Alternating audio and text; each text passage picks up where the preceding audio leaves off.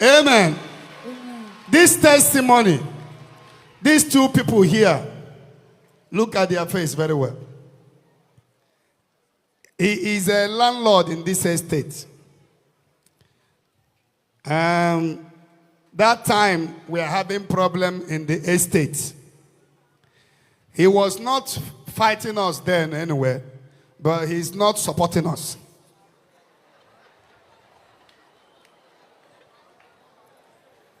Do you understand? Look at his face very well. He was not fighting us. Like he has never come out and said, Zion, Zion, Zion. But during the meeting, when they are chatting at Zion Ministry, he doesn't support us. So he's neutral. He was neutral.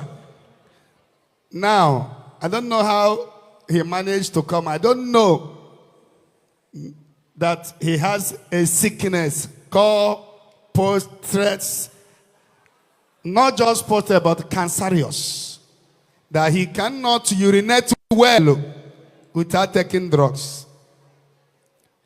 And Olisa, one of the estate chairman, one of the estate landlord, I'll be telling him, go to Zion. But you know, that time, many people is against Zion, so he don't want to be associated as Zion people. Eventually, I think early this year, last year, he came to Zion. I turned around, I saw him at the back and see, Emeka Mbacho, Bella Zion. The landlord in this, look at his house here, very close.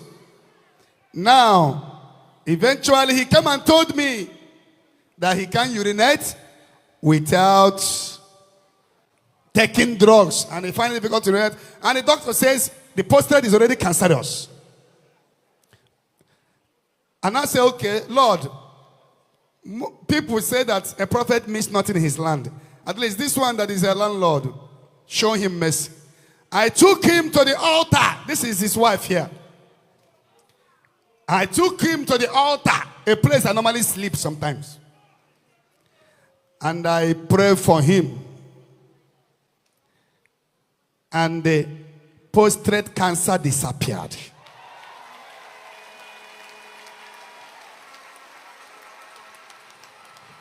He was one of them.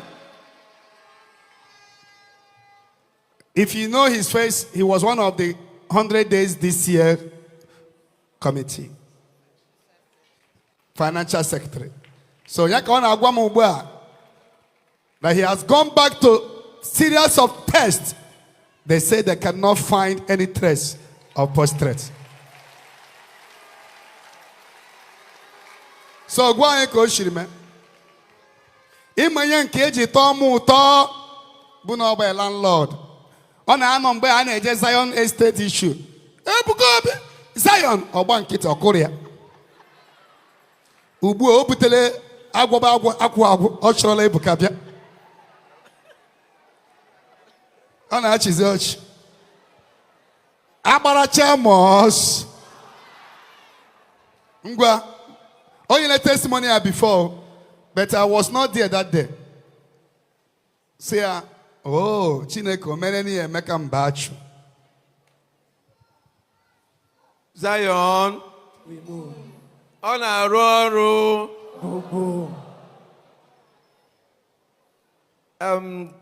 Last Wednesday, I was here to give this testimony, but because brother has requested, I have to repeat it. It started 2019 when I went for prostate screening. After that, I contacted a doctor through a family friend, a consultant urologist, who through him, I had a series of tests. The first one I did after the prostate screening was the CT scan. After that, he placed me on a monthly PSA test, which I did religiously up till the last July. So and then he now he said he will be monitoring me and monitoring the progress. So last year May, I had a serious problem urinating. One particular night, I got in touch with him. He said I should come immediately. On getting there, he said I should run another PSA test. Immediately I did that, he saw it and said the PSA had gone up. So he recommended that I should go for prostate biopsy immediately. And I did that, submitted the result to him, and it showed that it had become cancerous. So he said, looking at the level it was, that he would want me to come back in 6 months' time for the surgery. So within that period, I and my wife, we continued praying, seeking the face of God.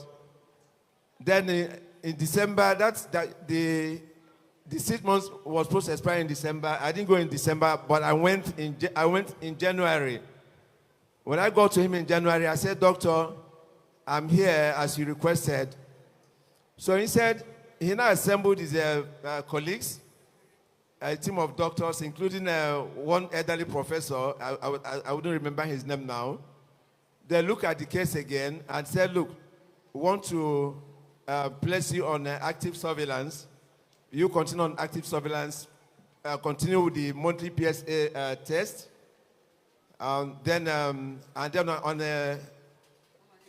the drug that he also gave me to enable me to urinate very well." So I was on that.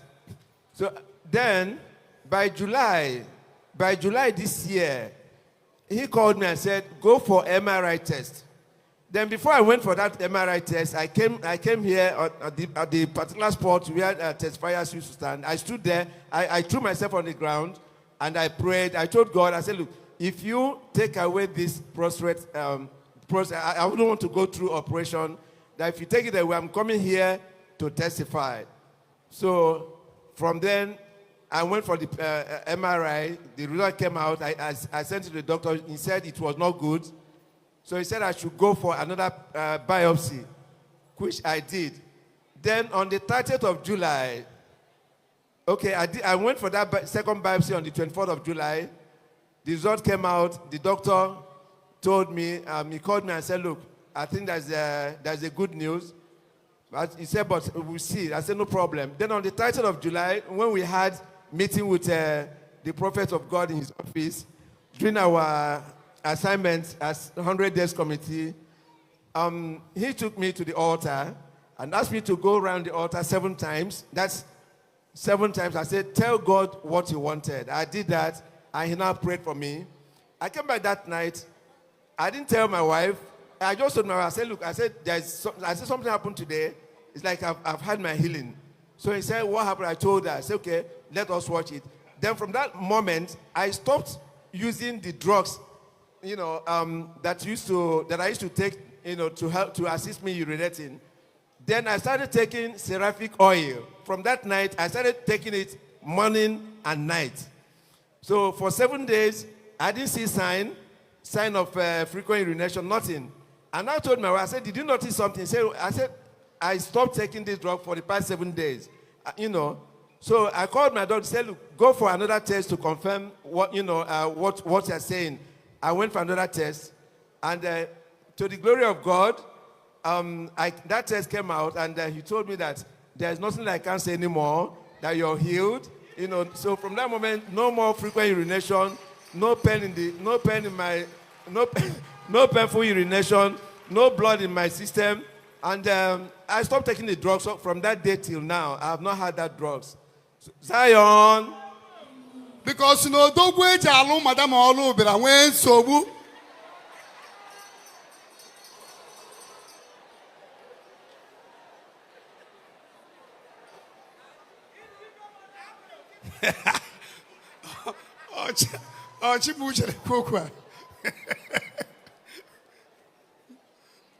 You may not understand what is prostate cancer. That if you don't take drugs, he live on drugs.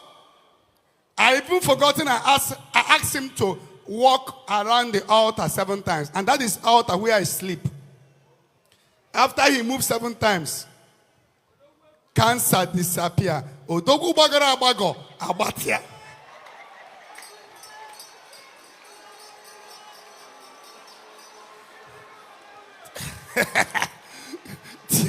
Tia woke again and I can see Odogu erole mboje kuli.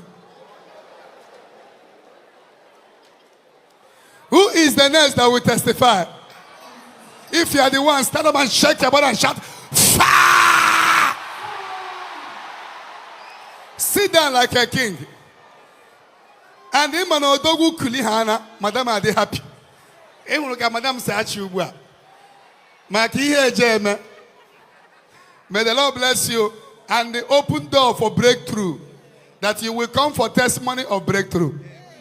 He is the landlord. He never fights us, but he's not supporting us then. God bless. God bless you, people. Ego yabia. You know, so yabia no be ego. Favor.